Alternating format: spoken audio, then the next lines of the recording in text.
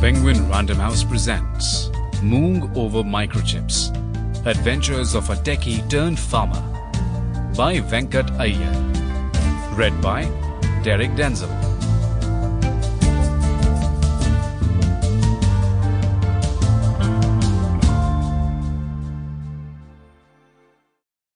To Meena, without whose support and encouragement, none of this would have been possible. And to my dear friend, Dilip Samail, who would have enjoyed reading this book if he was alive. With all its sham, drudgery, and broken dreams, it is still a beautiful world. Be cheerful. Strive to be happy.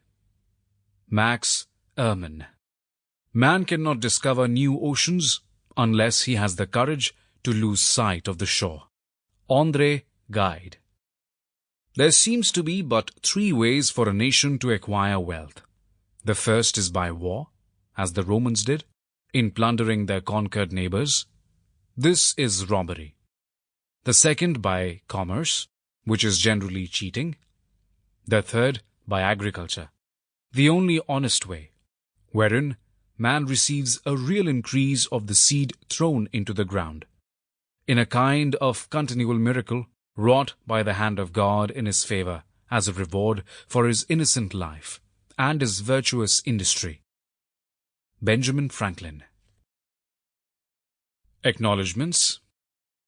I read somewhere that many events in our lives are shaped by close friends and relatives.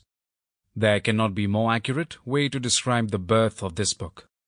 What started as a series of emails to former colleagues in IBM soon transformed into the idea of writing a book to chronicle the events in my life.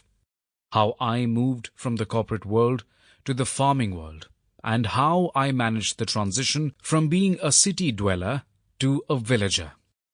I got the jitters when my publisher asked me to write the acknowledgements for this book.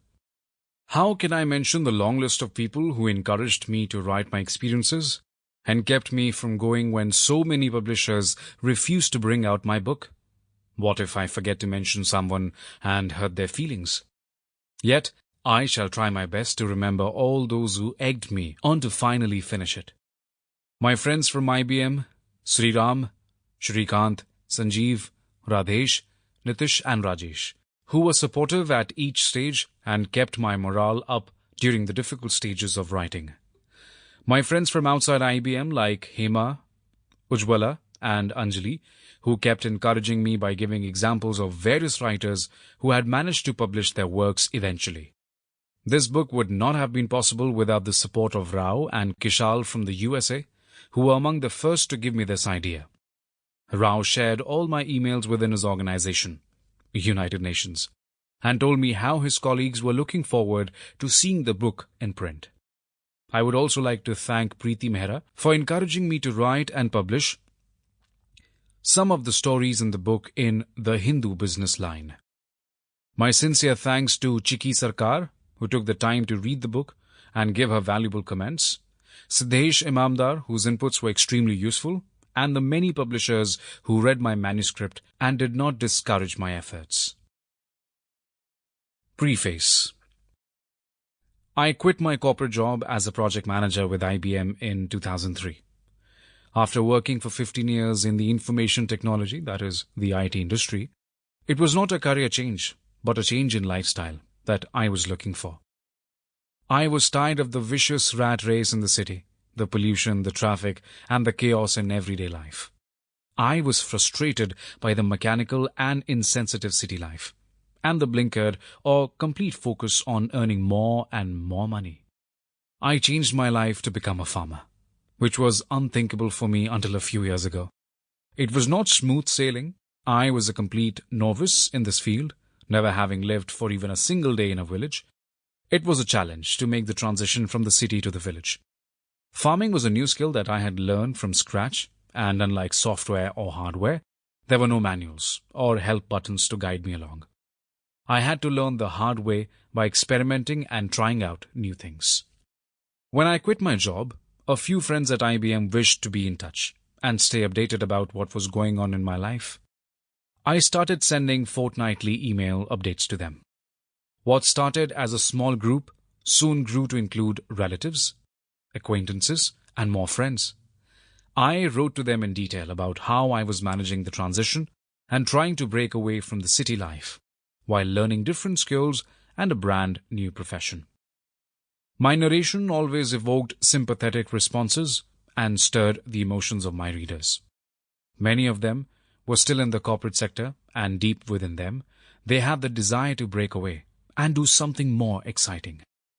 In this era of globalization and a money economy, there are few who will give up the chase for big bucks. This is the time when hundreds are migrating from the villages to the cities, looking for elusive jobs and secure incomes. I felt rather alienated by this rat race and isolated too in my attempt to give it all up and try to eke out a simple existence by farming. Some of my friends suggested that I should collate my experiences and make them into some sort of a book, which people could read and enjoy. They were of the opinion that it would make for interesting reading and may prove to be an inspiration for many others who were on the threshold of such a reverse migration. At first, I was extremely skeptical about this idea. I had never written more than a few words at a time, usually letters to my cousins as a child or later emails which were work-related. A book was the last thing on my mind. The driving force behind the book is my wife, Meena, who encouraged me and gave me the confidence to start writing down my experiences and feelings as I went about this transformation.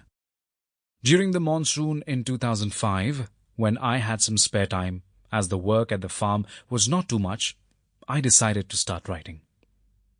I am thankful to Meena for having guided me in my first attempt to write a book. I would also like to acknowledge the tremendous encouragement from all my IBM colleagues and friends on the email list who inspired me to do this. Chapter 1. Where am I headed? To leave or not to leave? It was nearing 6 in the evening.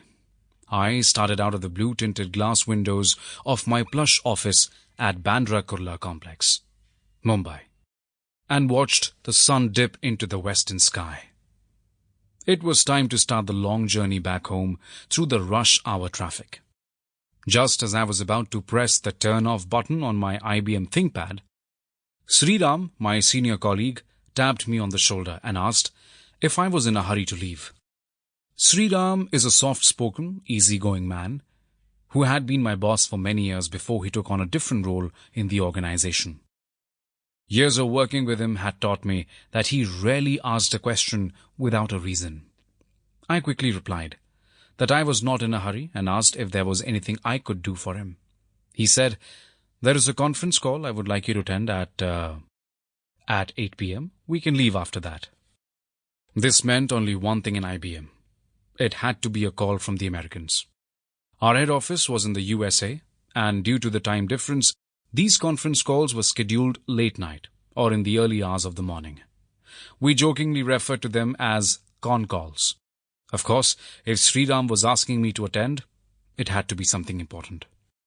I called my wife, Meena, at home and told her that I would be late again.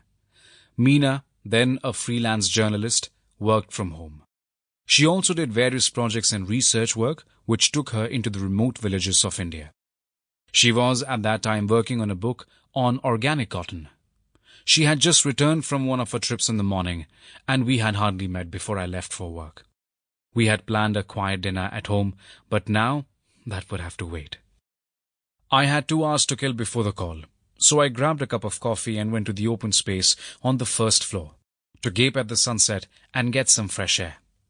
If the con call meant a project offer, I would have to take a decision soon. My cell phone rang suddenly. Stirring me from my thoughts, it was Sriram trying to trace me. I rushed back to the conference room where he gave me a brief on the call we were to attend.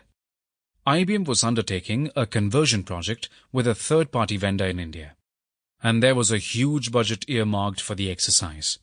The project was to be controlled out of the head office in the USA, and a lot of global attention was focused on its success. After screening many potential candidates within the organization, I had been selected to head the project for IBM, based in Mumbai. It was a tough project. Sample complete. Ready to continue?